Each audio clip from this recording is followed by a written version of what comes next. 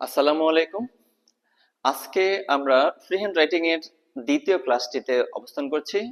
আজকে যে ক্লাসের বিষয়টি হচ্ছে আমরা প্রত্যহ কাজে সারা দিনের কথোপকথনে অনেক ধরনের কথা বলে থাকি। এই কথাগুলোর মধ্যেই কারো দোষ, কারো গুণ, কারো অবস্থা, পরিমাণ, সংখ্যা অথবা পদবি অথবা অবস্থান, এই বিষয়গুলো নিয়ে অনেক কথা বলে থাকি। এই কথাগুলো যখন আমরা লিখবো তখন ছোট্ট একটি স্ট্রাকচারের মাধ্যমে কিভাবে লিখবো, যখন বলবো ছোট্ট একটি স্ট্রাকচারের মাধ্যমে কিভাবে বলবো, এই বিষয়ে আমরা আজকে শিখবো।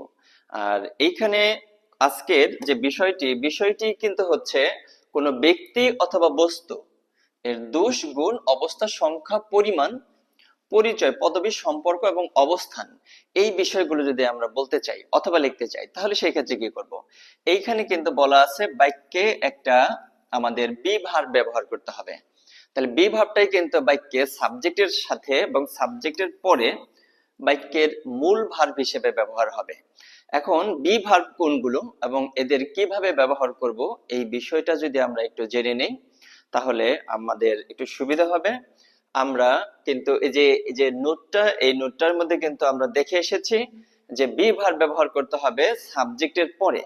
তাহলে আমরা যদি এই স্ট্রাকচারটা একটু দেখি, স্ট্রাকচারটা হচ্ছে যার দোষ অথবা যার গুণ অথবা যার অবস্থা আমরা বলবো বা যে কোনো কিছুর অবস্থা বলবো, সেইটাই হবে এই বাক্যটার সাবজেক্ট।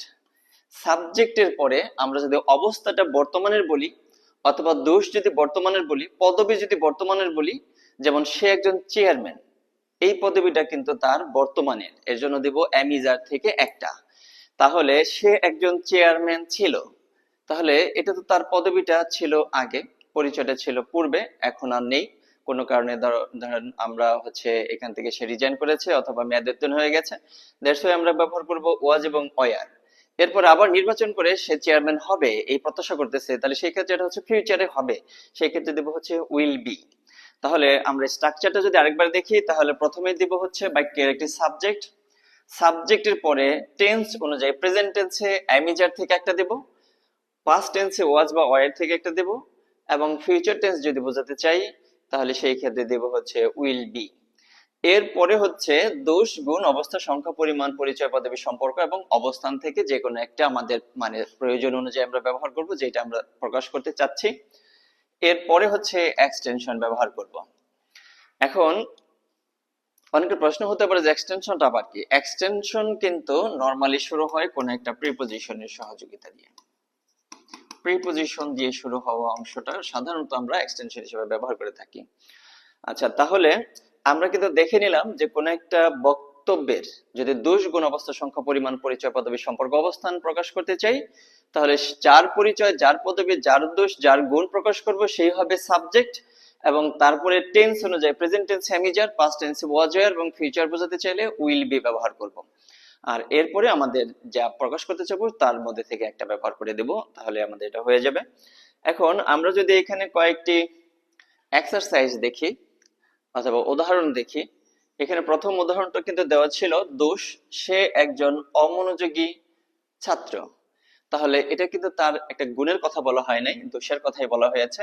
তাহলে এটা আমরা লিখবো কিভাবে, হি ইজ অ্যান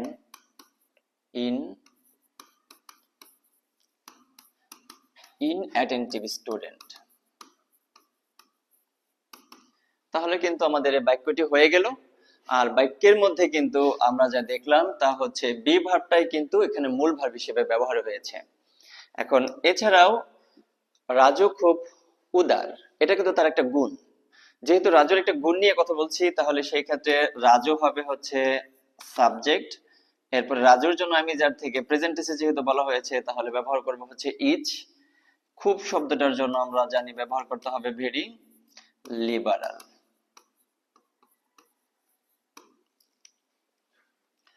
এখন অবস্থার কথা যদি বলি, অবস্থা কিন্তু অবস্থা এবং অবস্থান এই দুইটার মধ্যে কিন্তু হালকা একটু পার্থক্য হয়ে যায়।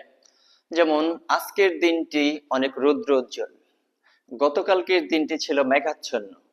তাহলে দুই দিনের অবস্থা কিন্তু আমি বললাম। সে দরিদ্র, এটা তার অর্থনৈতিক অবস্থা। সে ধনী, এটা তার অর্থনৈতিক অবস্থা। সে সুস্থ, এটা তার শারীরিক অবস্থা, সে অসুস্থ, এটা তার শারীরিক অবস্থা। এই অবস্থাগুলো যদি আমরা বলতে চাই তাহলে বি ভার্ব হবে মূল ভার্ব, যার অবস্থা বলতে চাবো সে হবে সাবজেক্ট। এখন বাড়ির অবস্থা ভালো না, কারণ বেশ কিছু জায়গায় মেরামত প্রয়োজন। এই বাক্যটা কিন্তু আমাদের মানে সংযোগ বাক্য। এই বাক্যটা আমরা পরে শিখবো, একটা বাক্যের সাথে আরেকটা বাক্য কিভাবে সংযোগ করব এটাও আমরা শিখবো। তবে আমাদের আজকের বিষয় হচ্ছে বাড়ির অবস্থা ভালো নয়। তাহলে বাড়ির সাথে একটা র থাকার কারণে দ্য কন্ডিশন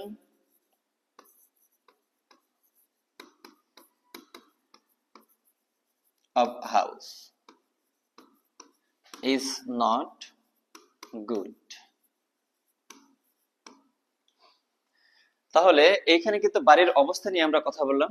আজ আমাদের ক্লাসে 23 জন শিক্ষার্থী উপস্থিত। তাহলে 30 স্টুডেন্টস। এখন এইখানে সংখ্যাটা প্লুরাল হওয়ার কারণে এমিজেড এর কি ব্যবহার করব, আমরা আর ব্যবহার করব, আর প্রেজেন্ট। এখানে আজ শব্দটার জন্য ব্যবহার করব টুডে। আশা করি তোমরা এই বিষয়টা বুঝতে পেরেছো। এবং নিচে সে একজন ডাক্তার, এই বাক্যটা আমরা কিভাবে লিখবো, যদি কেউ এই স্ট্রাকচার গুলো বুঝে থাকো তাহলে সে একজন ডক্টর, মিস্টার রহিম একজন নামকরা আইনজীবী। এই বাক্যগুলোর নিচের বাক্যগুলো কিভাবে লিখবো, এখান থেকে যে কোনো দুইটি বাক্য তোমরা লিখে দেবে কমেন্টে।